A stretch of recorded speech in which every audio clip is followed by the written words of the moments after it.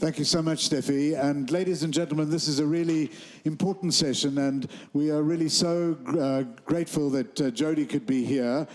Jody, who comes originally from Vermont and decided early on in life that she was going to be an activist and a factivist and a hacktivist, because an activist needs facts to be able to really move things and move society. Now, in 2015, Europe has had a number of big crises: the migrant crisis, the Greek debt crisis that Germany knows so well, 2 waves of terror attacks in Paris and Istanbul, and in fact, this whole immigrant crisis, as people call it, or refugee crisis, has really changed many things, but also presented some complex challenges that we have to deal with. In Germany, just in the first 2 weeks of January, we've seen 51,395 refugees arriving here, and people say that Germany is on a course to repeat the 1.1 million influx that happened in 2015. So these are challenging times. Jody took a really amazing journey to join the refugees in a number of countries where she could be a refugee to get a deep inside experience of exactly what this was all about. Ladies and gentlemen, may I give you Nobel Peace Prize laureate, Jody Williams. Thank you, Ralph.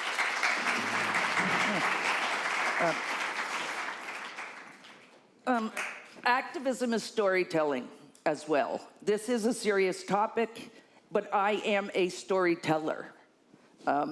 If you don't tell the story of activism well, if you don't make people understand that each and every single one of us has a role to play in making the world better, you will not help people understand that we all are agents of change. And we're all agents of change for a better world for everyone, including people we do not like.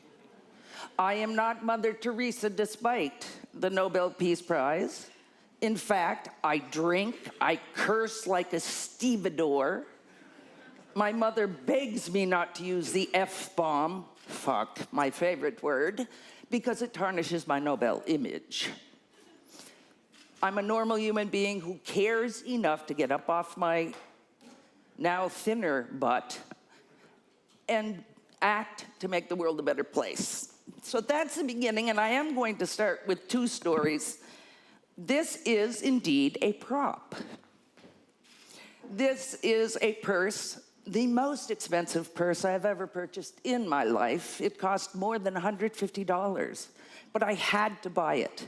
I was speaking in Colombia, South America, at a literary conference. I've written a book about how anybody can make a difference. And this is the most famous artist in Colombia, and it's in celebration of the peace negotiations. So this is my prop about the risk that the people of Colombia are taking after 60, oh, come on, the handles fall wrong. After 60 years of armed conflict, the risk, and for the people of Colombia, believe me, it is a risk. They are terrified of the possibility of peace. Blew me away when I listened to them. It blew me away that they could fear the risk of peace after knowing 60 years of mayhem, rape, destruction. What can you lose by risking something different? What can you lose? You can always go back to war, mayhem, death, and destruction. We're damn good at that in this world. I think, Ralph is going to get mad at me because we actually talked about what I was going to talk about. And then every time I listen to a new panel, I get confused and I get spun around about what I want to talk about. Because I was listening and thinking about, I am not one of those screenager people. When I started the anti-personnel landmine campaign, we did use the most advanced, sexy technology to get our message out. I used the fax machine. And it was the kind of fax machine where if you did not put the paper in a file, the story would disappear. So you had to file it and then email. But I did not have the brains of you, Julian, to tweet everybody I know and say, hey, I'm talking here in Munich, please, pay attention. So I have to think. I've been thinking a lot about new technology and really thinking about how, at least in my limited experience here, it seems to be dehumanizing. I keep hearing, new tech people talk about how they want to increase their consumer market. When did we stop being people? When did we stop being people? I worry about how technology is also used to demonize.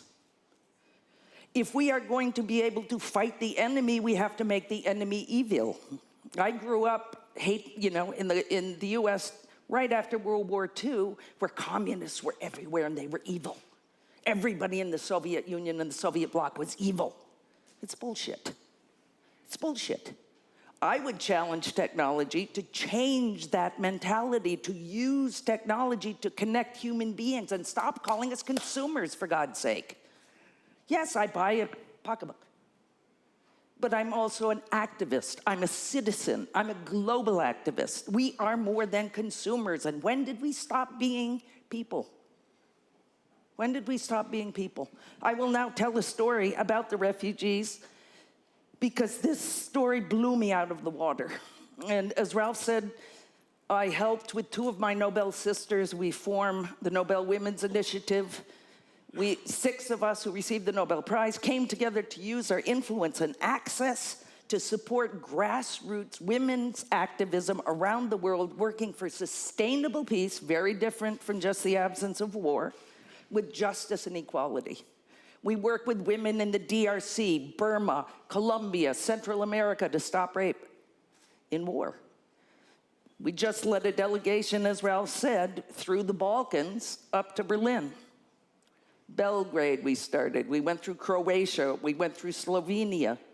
I heard a story that I think every person who is trepidatious, fearful of the humanity coming here, needs to hear. A woman on our delegation is a physician. She is of British Syrian descent. She started talking about her experience. She goes back and forth. She goes to Syria and tries to do what she can to help her people. She told us the story of her family. She has lost 30 members of her extended family in this war in Syria. 30. And I don't mean lost, she can't find them. I mean they're dead. She told a story of working with a man who was desperately working to reconnect the pipes so that water could go back to the citizens of Homs, H-O-M-S, which has been bombed, to hell and back. He was able to reconnect, and 1 million people now have water that they didn't have before. 80% of the people in Syria have no water. 85% of the people in Syria have no electricity. The man who was trying to connect the water pipes, she found him nervous. He was so nervous that it made her nervous. Who was he? Was he an ISIS spy? Was he an Assad spy? Was he just a normal human? Who can tell in the middle of war? Finally, after several days of working together, he started talking. I assume that she shared her story of her loss and her family's loss of 30 people dead. And he said that he had lost 2 brothers to Assad's forces. Lost meaning Assad's people had killed his 2 brothers. He then lost another brother to bombing. Whose bombs? He didn't know. But he had another dead brother. And the part that chilled me the most, in all honesty, was when she told about his talking about his 9 cousins who were forcibly recruited by ISIS. Okay? 9. Forcibly. Don't think that everybody who is in ISIS is there because they're, really excited to go and murder people. These 9 cousins were forcibly recruited The 9 committed suicide together rather than participate in ISIS. When we fear the humanity that is fleeing a country where there is no water, no electricity, where they are threatened with being taken to ISIS to perform horrific acts, we have to understand why they would flee.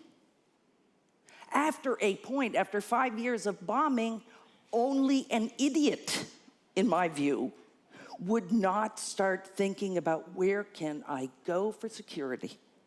Where can I go so my babies can grow up and not worry about a barrel bomb dropping on their head? Where can I go so my children can go to school? Where? Where?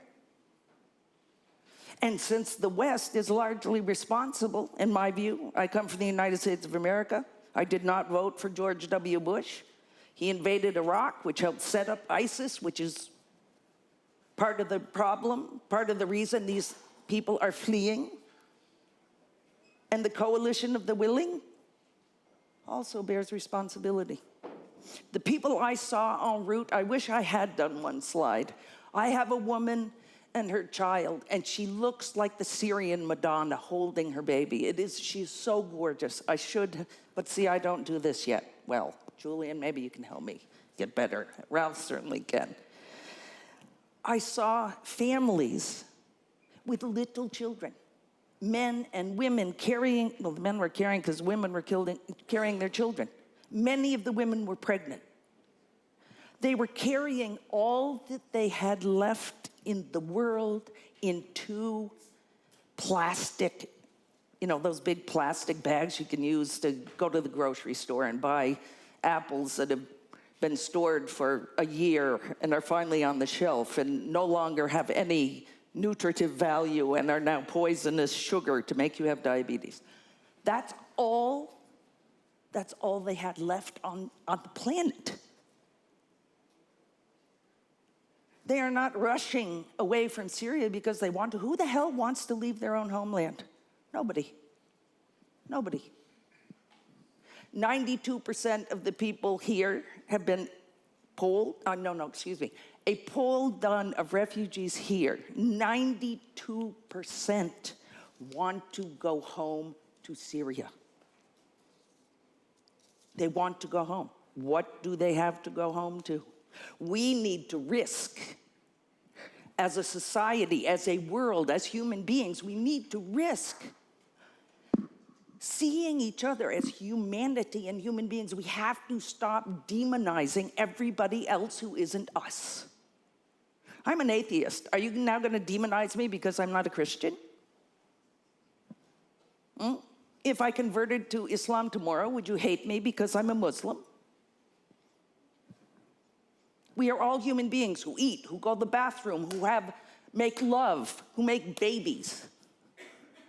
It is governments of the world who demonize the others so that we will go into battle and kill them.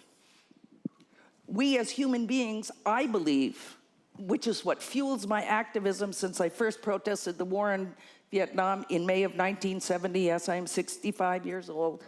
I don't want you to have to calculate.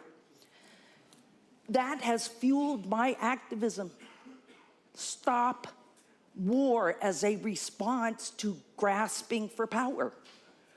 I keep hearing we're on the verge of a huge revolution here. A technological revolution, a food revolution. Everything is a new revolution and the world is changing and will be changed. Can we not take the risk to unmask Achilles, which is the title of this? Unmasking Achilles means that we need to stop glorifying war. Achilles, of course, from the Trojan War, is the quintessential excellent warrior. War is not made up of Achilles. Take the mask off Achilles. Individual human beings can act heroically in war. War is not heroic. War is the 9 cousins who committed suicide rather than kill. War is my colleague and friend who has lost 30 members of her family. War is Syria, where 80% of the people have no water and 85% of the people have no electricity. I challenge TV and storytelling to stop glorifying war. Take a risk to tell it like it is. War is dirty and ugly. It is dirty and ugly, and it results in what we are seeing here today in Germany. Millions of people, hundreds of thousands of people fleeing. That is war. We need to use modern technology and new thinking to help people understand that war is no solution. You are dealing with the consequences of that war, which is a repeat of the consequences of World War II, when countries were devastated and people were on the move. How many times does humanity have to repeat that? We can change it, but it means that each and every one of us has to find a way to connect to humanity, find a way to connect to some of these refugees here. Find out that they're just like you, and they all want to go home. No, we're not done yet.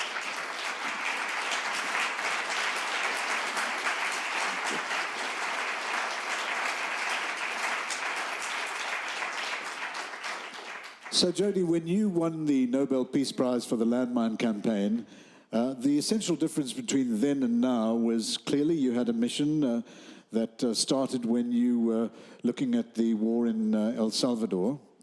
But more pertinently today, when you were in that refugee column, which country would you say, from what you picked up from being deep inside that refugee column, were the most humane and the worst humane?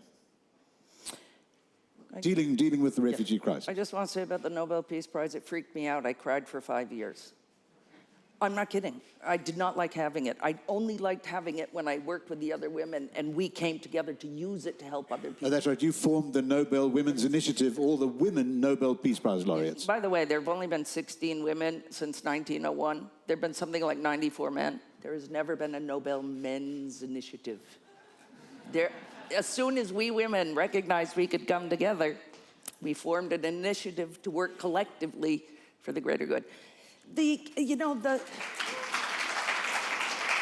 women rock. And Molly, Malouf, the doctor, physician, yesterday had on this awesome T-shirt that said, "Women are the future."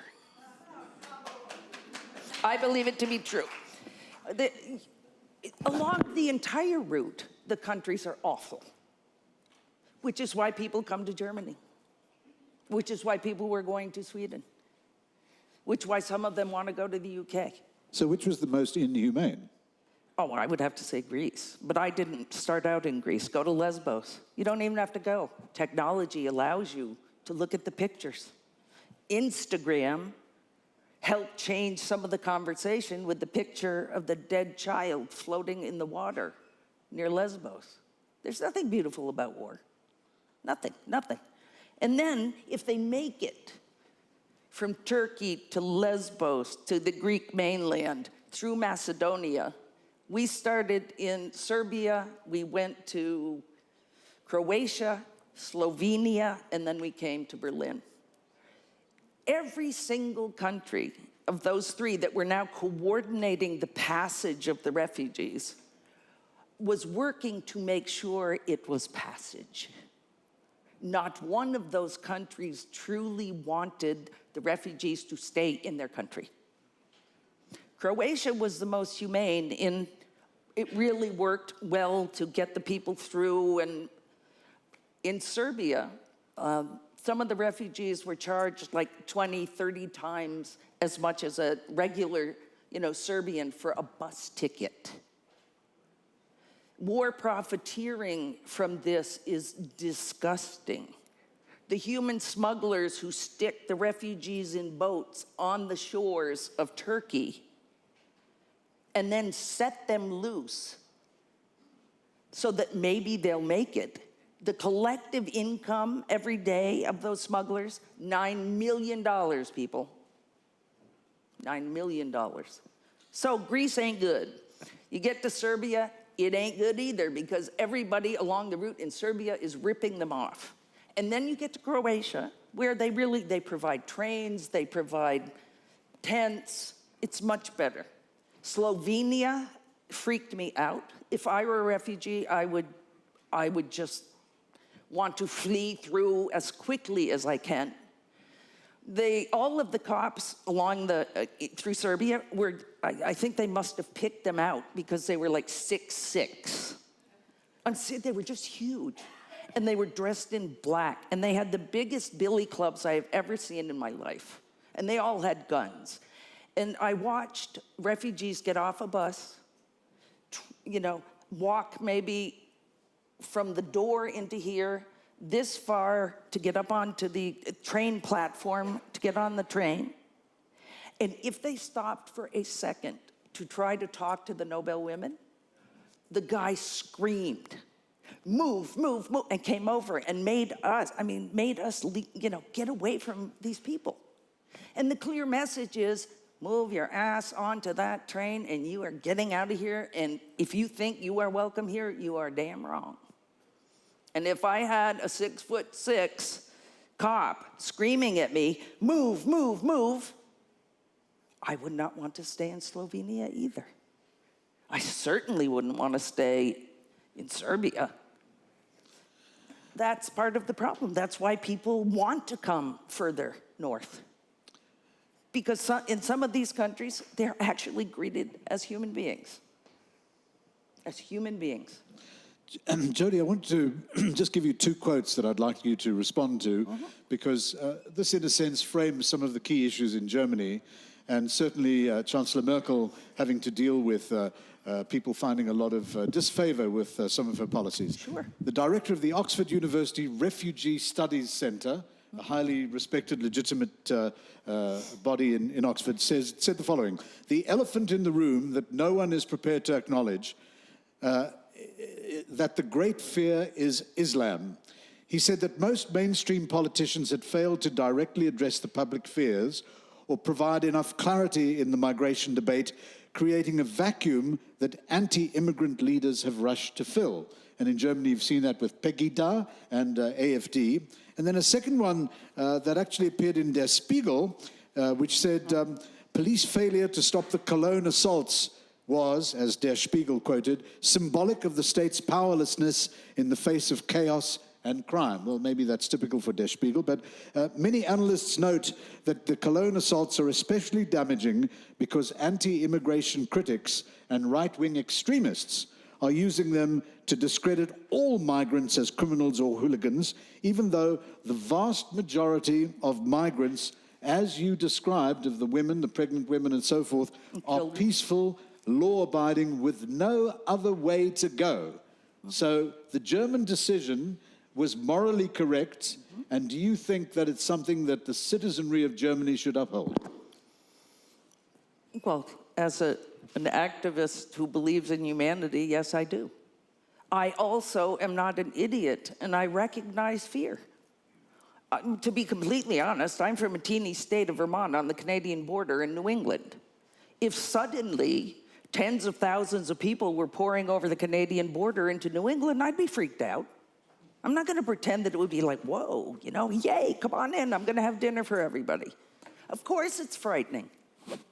And of course, some of the people who come are not good people.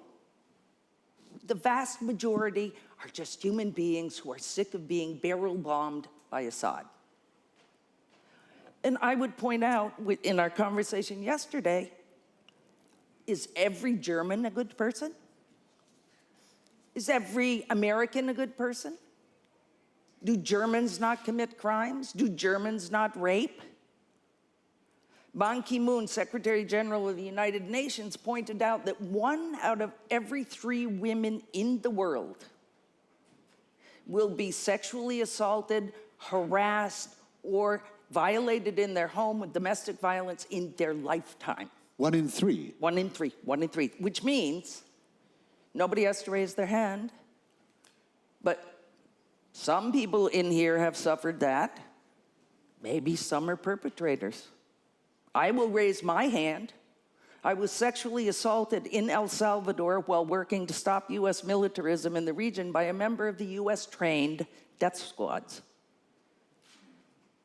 It happens everywhere. No one is innocent of the possibility. And to suddenly just project all of that on these evil refugees coming to steal German stuff is insane. Unless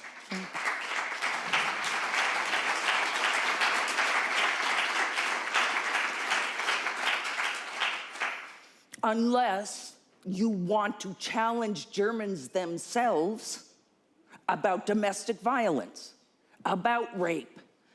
How many rapes happen every day in Germany? I should have looked up. 20 a day. Come on, people. Stop allowing people to make you afraid of other people. Yes, the perpetrator should either be put in prison or deported. That's a no-brainer. I would want them put in prison or deported. But that does not mean that everybody who has come here is a rapist or a wife beater. They are people who are afraid. They're as afraid as you are, and they're probably more afraid than you are. They can't speak the language. They do not understand the culture. They are not given very much information along the route. We asked so many refugees where they were going, and they said, I don't know. I don't know. I'm just going. Imagine their fear. Imagine if Germany suddenly was in a huge war and 80% of the people here could not drink water. 85% had no electricity and you had to flee. I don't care where you flee. Let's say you flee to Russia. You don't speak Russian. You're clueless about the system. You're put into refugee camps and isolated. Would you not be terrified? I think the Merkel government does bear responsibility for more transparency about the situation. Any government that takes refugees in. In my country, we don't want them. I'm from the United States, as you know. We have Mr. Trump proposing that, Muslims not be allowed in the country for X number of years, which is insane, but one could say that about Mr. Trump, but I won't say that because I'm a nice American. But transparency is critical. I also believe that the government has to find ways for community interaction. It can't just be the government from on high trying to deal with the situation.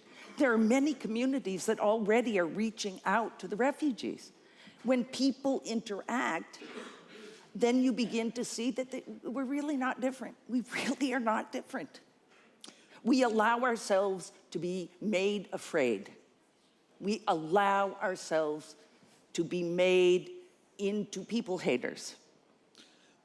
Jody, this is obviously chilling stuff, and you're one of the very few that have had an objective view going into the refugee column. So let me close our moving session by giving you a specific German example. Oh, no. I like drama. Somebody asked me if I trained to be an actress, because I do move and make jokes. You trained to be an unarmed civilian. Very good. So, Jody, this is the question. The city of Mainz in Germany, wonderful historic town, great university town, has a population of 202,000. Mainz is preparing itself to bring in between 58 and 62,000 refugees, and they're going to be placed in a former army camp on the edge of Mainz. So my question to you to close this is, do you think the German government and the people of Mainz should have some kind of definitive community program of integration that would then help avoid the kind of thing that we saw in Cologne on New Year's Eve? To me, the answer to that is a no-brainer. The people are here. Unless you put them on cattle cars to remove them, they're here. Do you want to integrate them into this society? Or do you want to isolate them on military bases where they become frustrated, where they do not understand, they're not taught German, they don't really understand the culture, they have no job, they have no future, you will be creating a situation of jihadi John type people. So no-brainer to me is, yes, you begin processes of interaction. It's the only way that this will possibly work. And it's the only way, if those people get their wish to go back to a rebuilt Syria, remember 92% wish to, that they will go back feeling good about the West. We do not need to create more enemies. My country is excellent at it. We do not need to create more enemies. The more you treat others like humans, the less people hate other cultures. Jody. Thank you, Ralph.